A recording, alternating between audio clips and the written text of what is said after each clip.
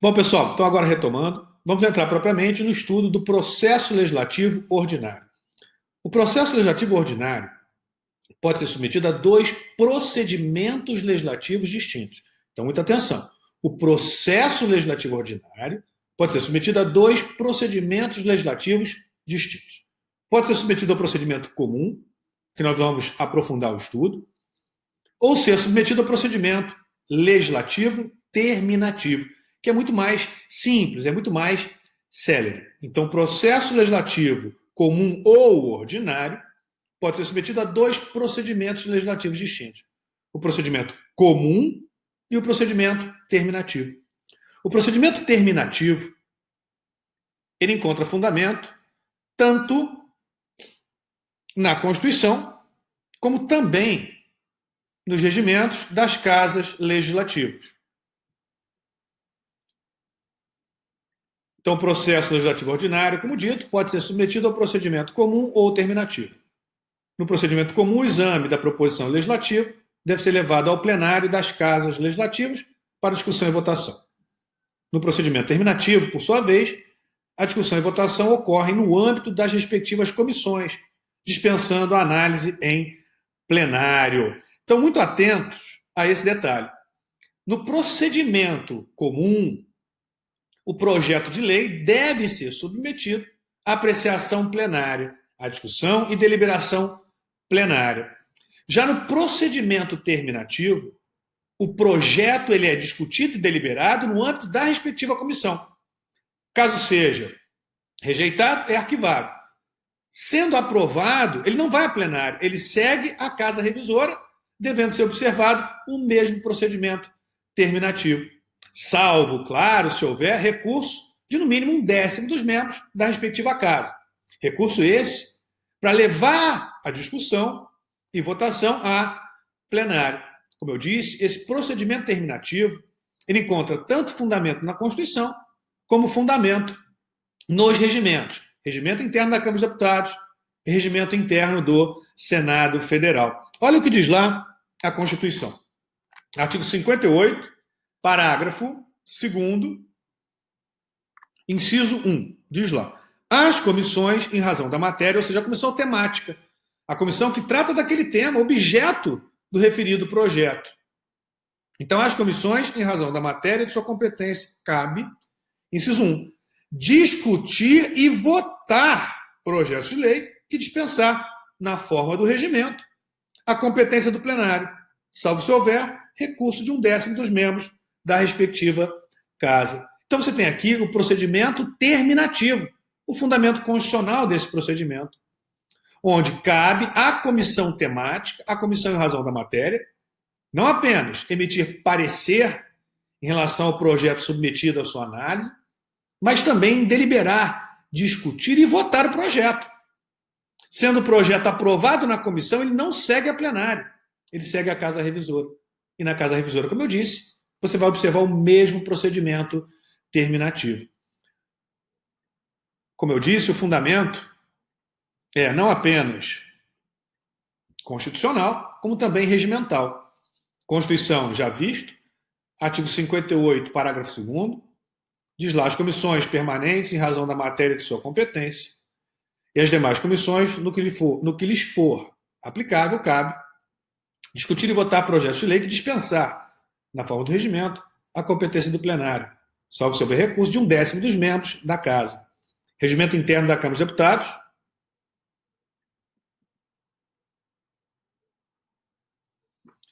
Artigo 24, inciso 2, a linha A, a linha H, combinado com 132, inciso 1, parágrafo 2º, trata do procedimento terminativo e também regimento interno do Senado Federal, artigo 90, inciso 1, 91 parágrafos e 92 do regimento interno, agora do Senado Federal.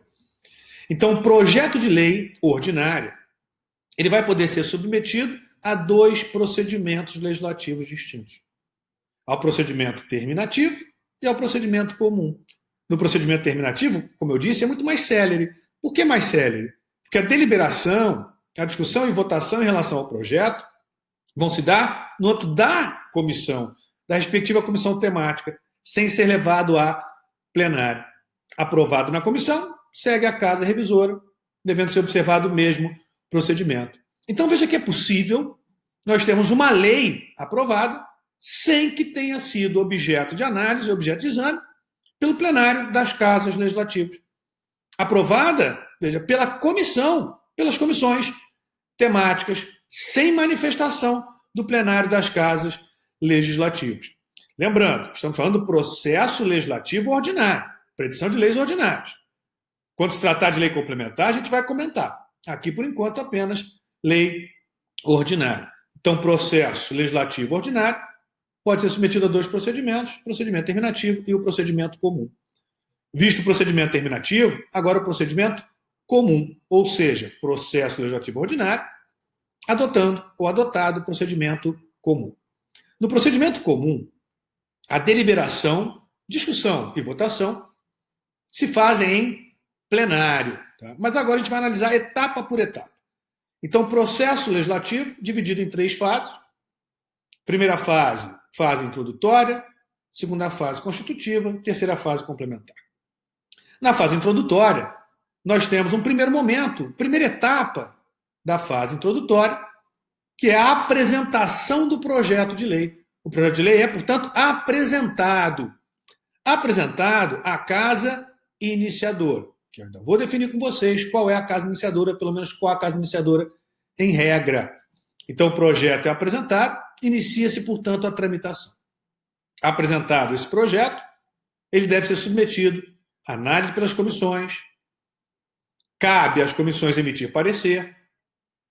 Repetindo, hein? Eu vou analisar ponto a ponto com vocês. Tá? Agora é só uma introdução ao processo legislativo ordinário e ao procedimento comum. Tá? Então, apresentado o projeto de lei, iniciada a tramitação, deve ser ele submetido à análise pelas comissões. Cabe às comissões temáticas, Comissão de Constituição e Justiça, emitirem parecer sobre o projeto. Parecer que pode ser favorável ao projeto ou contrário ao projeto. Apresentado o parecer, seguindo a tramitação, deve ser o projeto submetido à deliberação plenária, discussão, debate em plenário, debatido, deve ser votado, aprovado, portanto, na casa iniciadora, remete-se à casa revisora, seguindo o mesmo procedimento. Na casa revisora sendo também aprovado, por enquanto sem qualquer emenda, segue ao presidente da República para sanção ou veto. Sancionado, portanto, o projeto, o mesmo é convertido em lei, cabendo agora, primariamente ao presidente, promulgar e publicar a lei, encerrando o processo legislativo. Então, nós temos aí um resumo do processo legislativo ordinário, adotado o procedimento comum. Então, nós temos aqui um quadro relativo ao processo legislativo comum e ao procedimento comum. Fases e tramitação. Primeira fase, como eu disse, introdutória. Segunda, constitutiva. E terceira, complementar. Tramitação bicameral, casa iniciadora e casa revisora. Então, apresentado o projeto de lei, deve ser ele submetido à análise pelas comissões, deliberação e votação na casa iniciadora. Aprovado na casa iniciadora, segue a revisora, mesmas etapas. Análise pelas comissões, deliberação e votação. Aprovado, segue ao presidente para sanção ou veto. Sancionado pelo presidente. Nós temos a promulgação e a publicação. Promulgação e publicação, que fazem parte da terceira fase, da chamada fase complementar. Então, você tem aí o quadro do processo legislativo ordinário, adotando-se o procedimento comum de apreciação. Bom, nós temos que definir agora qual casa funciona como casa iniciadora e qual casa funciona como casa revisora. A Constituição, ela estabelece algumas regras quanto à tramitação, definindo a casa iniciadora e, consequentemente, a casa revisora. Primeiramente, é importante que a gente veja quem são os legitimados a apresentarem projetos de lei. Projeto de lei ordinária, projeto de lei complementar, embora agora o foco seja lei ordinária. Lá no artigo 61 da Constituição, olha o que diz lá. A iniciativa das leis complementares e ordinárias cabe a qualquer membro ou comissão da Câmara dos Deputados, do Senado Federal, do Congresso Nacional, ao Presidente da República, ao Supremo Tribunal Federal, aos tribunais superiores, ao Procurador-Geral da República e aos cidadãos, na forma e nos casos previstos nesta Constituição. Então nós temos aqui os legitimados, quem tem legitimidade, quem pode apresentar um projeto de lei. Vimos quem são os legitimados. Agora, qual a casa iniciadora? A qual casa deve ser apresentada? Então, o presidente é autor do projeto de lei. Deve apresentar esse projeto de sua autoria à Câmara ou ao Senado. Pode apresentar qualquer uma delas, pode escolher. O projeto de autoria do Poder Judiciário, dos tribunais, do STF, por exemplo. O STF pode apresentar ao Senado, pode apresentar à Câmara, deve apresentar a uma ou outra casa legislativa. É um projeto de iniciativa popular, qual casa funciona como casa iniciadora, qual casa funciona como casa revisora. Então, vimos os legitimados. A partir dos legitimados, nós conseguimos identificar qual casa funciona como casa iniciadora e, consequentemente, qual casa vai funcionar como casa revisora. Bom, o ponto de partida é, se a iniciativa for parlamentar, a casa iniciadora é a casa do respectivo parlamentar ou da respectiva comissão, portanto, da Casa Legislativa. Então, se a autoria do projeto for de deputado, de comissão da Câmara, casa iniciadora, a Câmara. Se a autoria for de senador ou de comissão do Senado, o Senado funciona como casa iniciadora.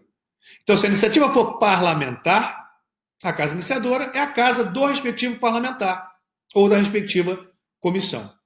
Professor, mas e se for iniciativa de comissão do Congresso Nacional?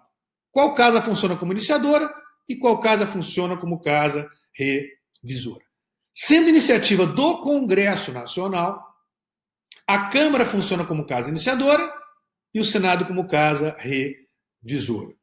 Então, se for iniciativa de deputado ou comissão da Câmara, Câmara, casa iniciadora. Se for iniciativa de comissão do Congresso Nacional, Câmara, casa iniciadora. Se for iniciativa do Senado ou de comissão do Senado, o Senado funciona como casa iniciadora. Nós temos aqui uma primeira exceção. Então, uma primeira exceção quando o projeto for de autoria do Senado, de senador ou de comissão do Senado. Nessa hipótese, o Senado funciona como casa iniciadora e a Câmara, consequentemente, como casa revisora. Mas, prosseguindo, lá no artigo 64 da Constituição, diz lá, a discussão e votação dos projetos de lei de iniciativa do Presidente da República, do Supremo Tribunal Federal e dos tribunais superiores terão início na Câmara dos Deputados. Então, veja, quando se tratar de iniciativa do Presidente da República, dos tribunais superiores, a casa iniciadora será necessariamente a Câmara. Então, olha lá, a discussão e votação dos projetos de lei de iniciativa do presidente, do STF e dos tribunais superiores terão início na Câmara dos Deputados. Então, a Câmara será necessariamente casa iniciadora quando o projeto for de autoria desses legitimados, Presidente da República, STF e tribunais superiores. Então, veja só, a autoria do projeto de deputado, a autoria do projeto de comissão da Câmara, a autoria do projeto de comissão do Congresso Nacional, a autoria do projeto do Presidente da República, a autoria do projeto do STF, a autoria do projeto de tribunais superiores, casa iniciadora, Câmara dos Deputados. Por enquanto, apenas uma exceção, quando se tratar de iniciativa do Senado, de senador ou de comissão do Senado. Agora, Artigo 61, parágrafo 2º. Diz lá, a iniciativa popular pode ser exercida pela apresentação à Câmara dos Deputados de projeto de lei subscrito por, no mínimo, 1% do eleitorado nacional, distribuído pelo menos por 5 estados, com no menos de 0,3% dos eleitores de cada um deles. Ou seja, quando se tratar de projeto de lei de iniciativa popular, a casa iniciadora será a Câmara dos Deputados. Então perceba que a Câmara dos Deputados é a casa iniciadora em regra. O Senado funciona excepcionalmente como casa iniciadora. Só falta um legitimado, voltando lá ao 61 caput.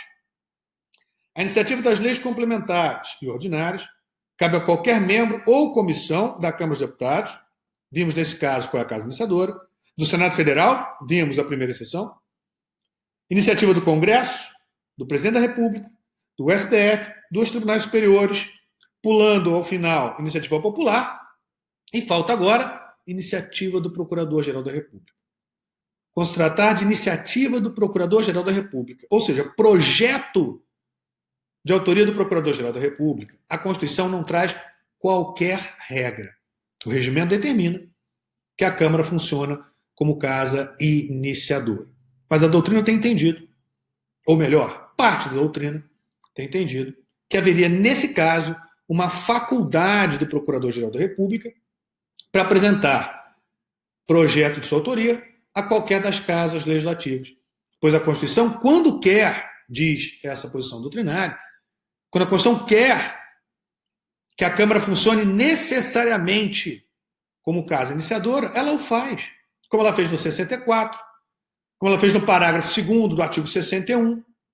Ela não faz qualquer referência quando o projeto for de autoria do Procurador-Geral da República.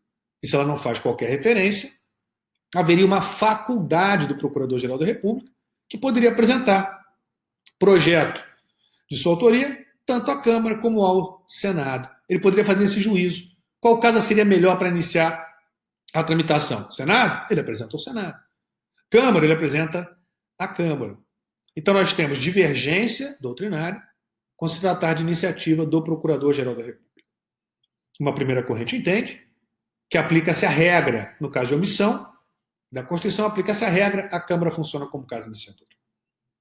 Já a segunda corrente, como destacado, não havendo qualquer regra que imponha a apresentação do projeto de autoria do Procurador-Geral da República à Câmara, ele teria uma faculdade para apresentar o projeto de sua autoria a qualquer das casas legislativas. Então, vamos colocar aí para você a conclusão.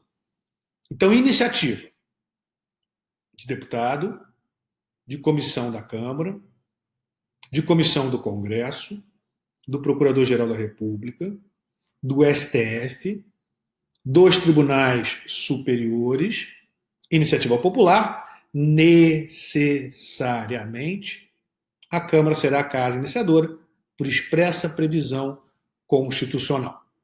Agora, exceções. Primeira exceção, essa não é controvertida. Quando se tratar de iniciativa de senador ou de comissão do Senado, o Senado funciona, portanto, como casa iniciadora e a Câmara vai funcionar como casa revisora. Então, essa primeira exceção não há divergência. Agora, a segunda exceção, divergente, quando se tratar de iniciativa do Procurador-Geral da República. Uma primeira corrente tem sido, na doutrina, uma posição majoritária, tá? Na doutrina. Entende que na omissão, no silêncio da Constituição, aplica-se a regra. Logo, a Câmara funciona, nesse caso, também como casa iniciadora e o Senado como casa revisora. Já uma segunda corrente, minoritária na doutrina, em razão do silêncio da Constituição, não haveria obrigatoriedade para a apresentação de projeto de autoria do Procurador-Geral da República à Câmara dos Deputados. Ele teria uma faculdade e, como eu disse, poderia apresentar a qualquer das casas legislativas. Então vimos Câmara como casa iniciadora e Senado, regra como casa revisora, salvo as hipóteses excepcionais, uma pacífica e outra controvertida. Definimos a casa iniciadora e definimos a casa revisora. Vamos fechar esse bloco. Próximo bloco, a gente vai iniciar analisando as espécies de iniciativa. Já voltamos.